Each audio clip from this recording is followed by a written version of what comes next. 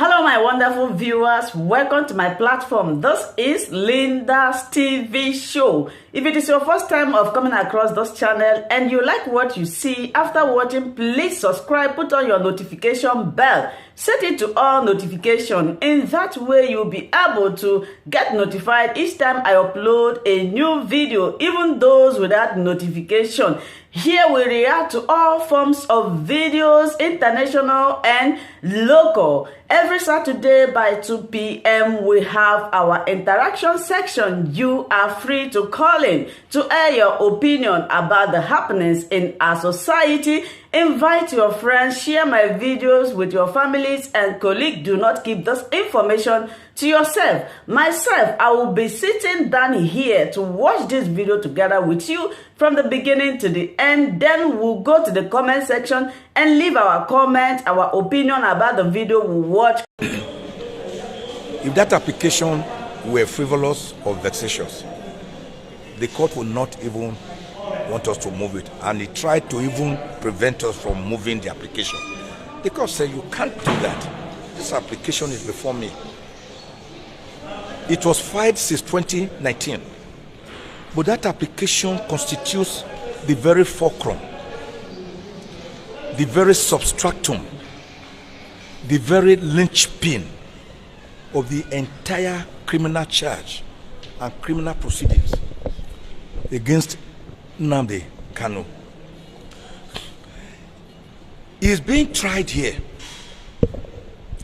on certain counts, and the court continuously refused to grant him bail on the ground that the earlier bail granted to him, he jumped it. That application shows that Section 15 of the Extradition Act must come into play, which is that Nnamdi Kanu left Nigeria involuntarily when they were about to kill him and found himself abroad, before he was renditioned back forcefully in a most gruesome manner under torture on the 26th of June 2021. That application shows from exhibits MNK1 to MNK8 the circumstances under which he escaped from Nigeria, not jumpy bail. Exhibit MNK1, for example, is an affidavit he deposed to in the Holy See in Israel, where he gave facts as to how he found himself there. This is because in September 2017, I think precisely on the 14th of September 2017, Nnamdi Kanu was with his father, His Royal Majesty, the traditional ruler of Afaruku, Ibeku, Umuahia, Abia State, when the military invaded their house in the name of Operation Python Dance. I haven't seen Operation Python Dance at Sambisa Forest, dance at Chibok Forest, dance in Niger State, dance in Meduguri, dance in Kaduna. I have not seen, but Operation Python Dance went to a peaceful home inhabited by a traditional ruler, invaded it and mauled down 28 Nigerians, 28 innocent Nigerians in cold blood, gruesomely, in a most torturous and murderous manner. They did nothing wrong. Nnamdi Kanu, by the whiskers, like the cat with 9 lives, proverbially, he was able to escape. Then you say that person jumped bail, and it is based on that so-called jumping bail that even some of the counts they have tried to amend are still coming up, and all their opposition to bail application, contrary to Section 36 of the Constitution, contrary to the presumption of innocence on the part of every accused person, since our criminal justice system is Anglo-Saxon based, presumption of innocence and not presumption of guilt, which is the French model, which is accusatorial, which is inquisitorial. The Anglo-Saxon one is inquisitorial. Everything they have been doing is based on that. Today, the prosecution for the 7th time came forward. They wanted to again amend their charge. By the grace of God, last time we had objected to the 15-count charge has been puerile, has been unsustainable, has been incapable of granting the court jurisdiction. The court heard us loud and clear.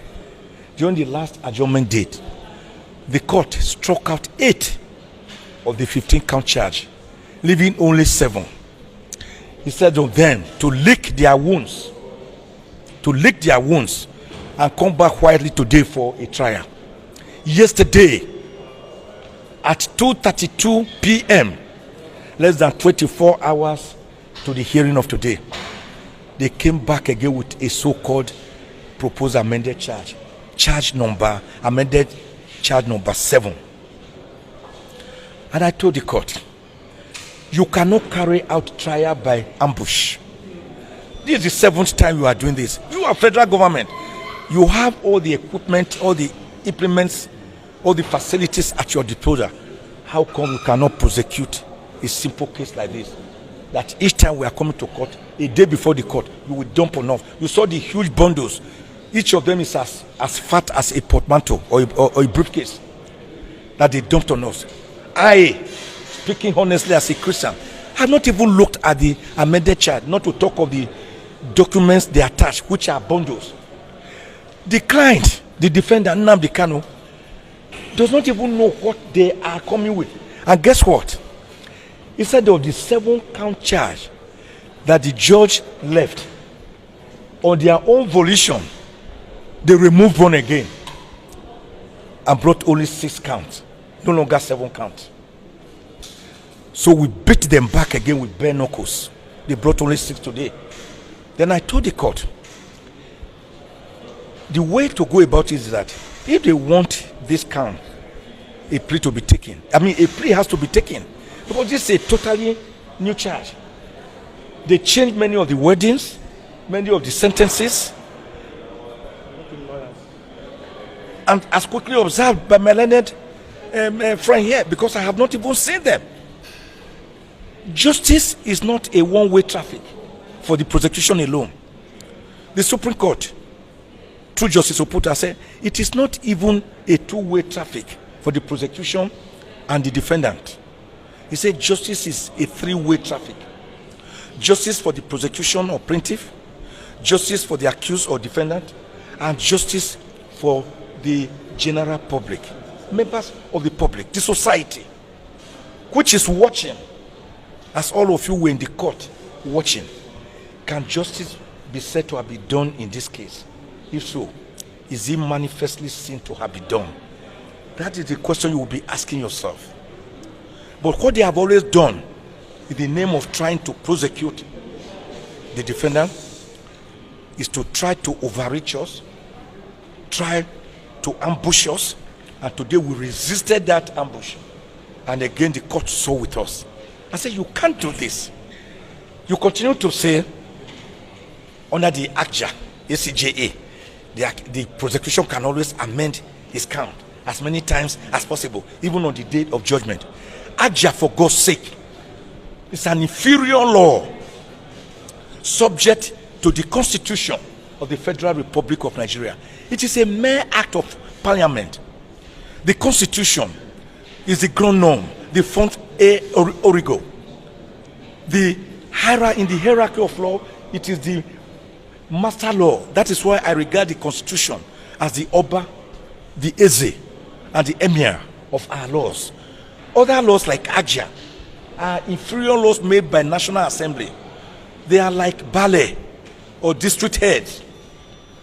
So what happens when there's a conflict between these laws like AGJA and the Constitution?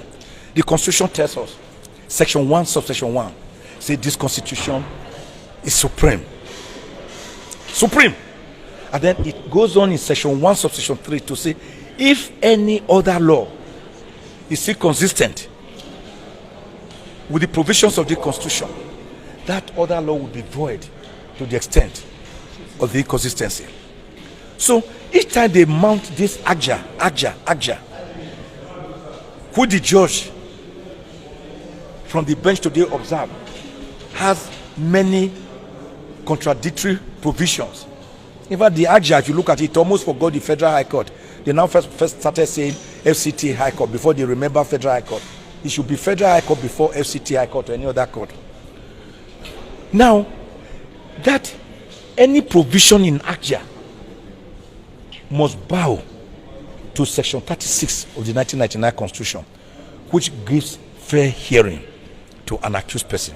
And what is fair hearing? The Supreme Court tells us that fair hearing includes fair trial. And that the two doctrines, the twin pillars of natural justice must be observed. One is nemo judex in causa sua. No one must be a judge in his own cause. The other one is audi alteram partem.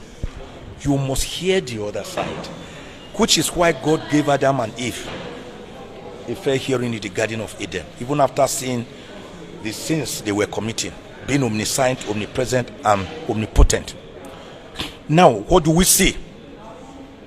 Nnamdi Kanu is being denied of basic facilities that allow for a fair trial. We lawyers cannot liaise with him and have interaction, pre-trial conferences. And that was why the judge called the director of legal services today. I said, give them a conducive place and environment for them to carry out pre-trial conference. The small room where they allow us to come into, with our shoes be removed, this barrel be removed, everything up to your pockets, up to this my handkerchief removed, everything removed. You don't allow me to take in a paper. You finally bring Nnamdi Kanu for us to discuss. What are we going to discuss?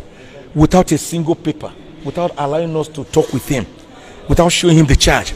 Not only that, the rooms are fully bugged and they shot themselves in the foot because in the amended charge proposed, which I forced them to withdraw today. Oh, by the way, they were forced to withdraw that amended charge. So it became as dead as dodo, died on arrival. In that amended charge, you will see some of the proof of evidence, some of the documents where they put pictures of lawyers who went to consult with Nnamdi Kanu. So nothing is secret. There can be no fair trial when you are listening to the discussion between a lawyer and his client, in spite of the relationship, which is Uberima Fidei, utmost good faith, banker, customer, clergy, congregation, accountant, client, doctor, patient, lawyer, client. The relationship is sacrosanct, must be observed. Sure. That is one. Two, you are talking about try. Nnamdi Kanu undergoes solitary isolation.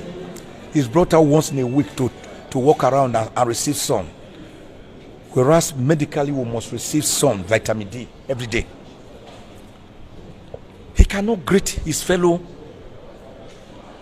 detainees because when they greet him, those detainees are taken to special cells for daring to exchange greetings with Nnamdi Kanu.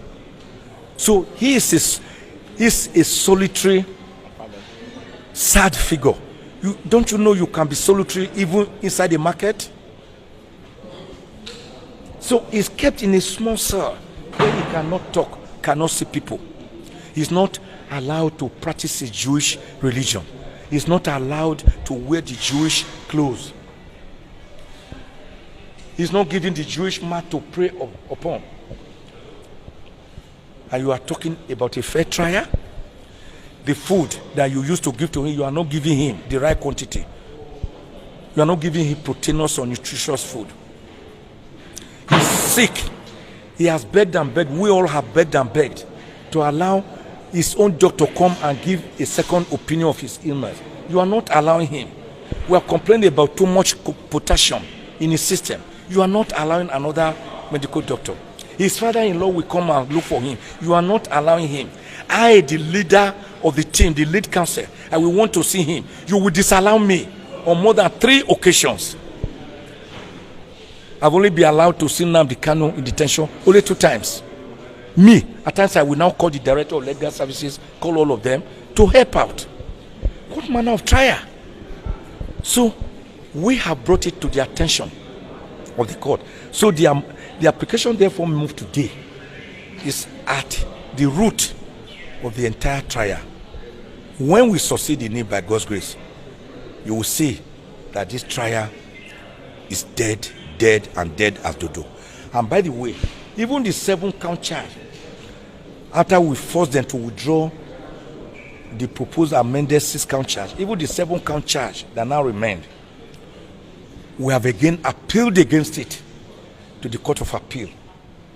And they are going to see, as we saw in FRN versus Sh0Ck and Sh0Ck versus FRN, where some counts were where the Sh0Ck had been discharged and acquitted by the Code of Conduct Tribunal, and they appealed, and then the Court of Appeal discharged him on some and retained some. He further appealed to the Supreme Court, which quashed all the counts.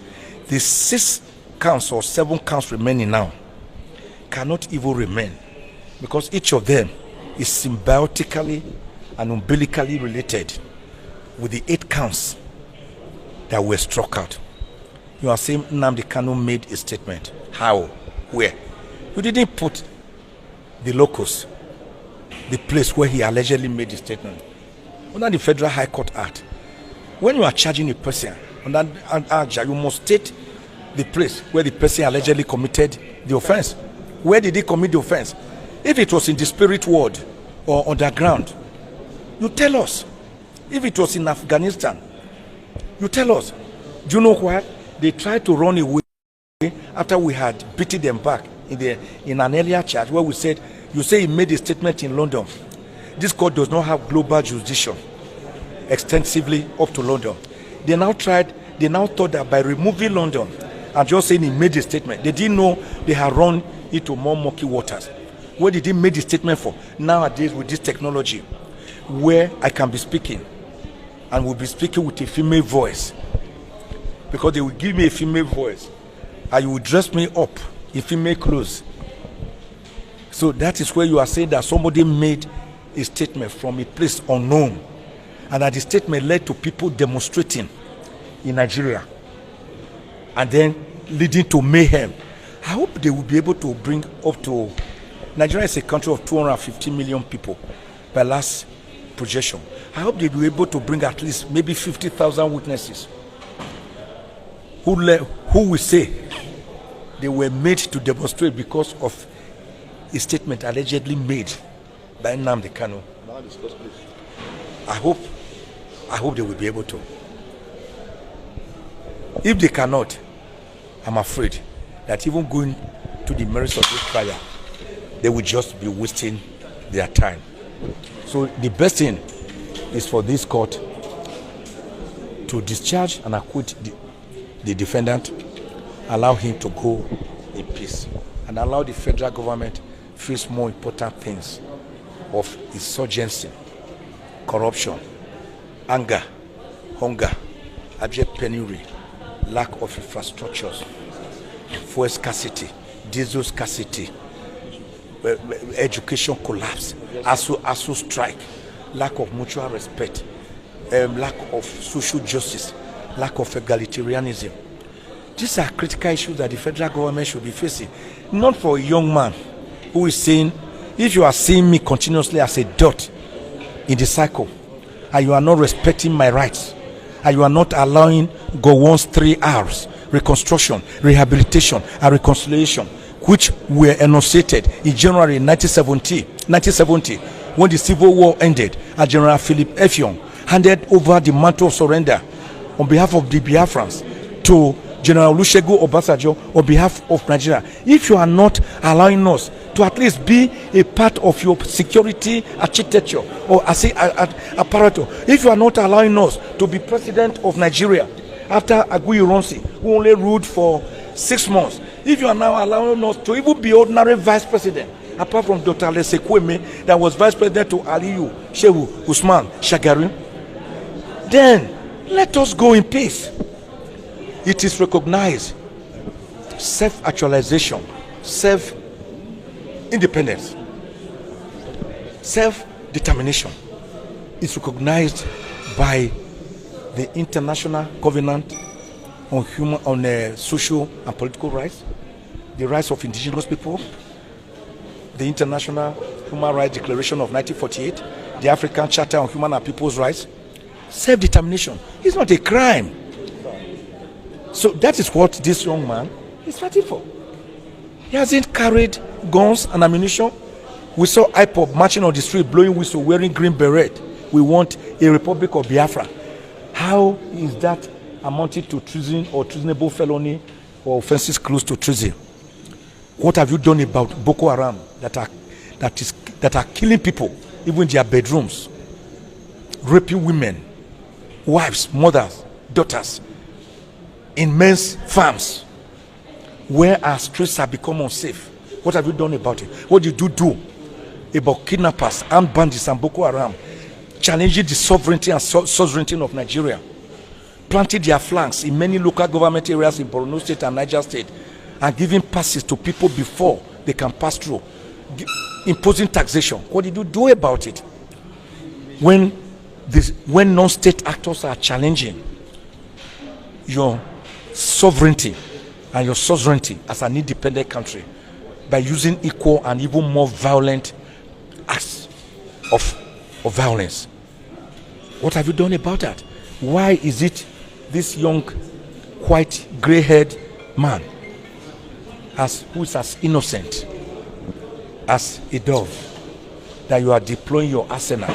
The trial is coming up today. Now you can see that they have blocked all the streets, so kilometers away. Over what? Over a young man who never carried a gun for one day.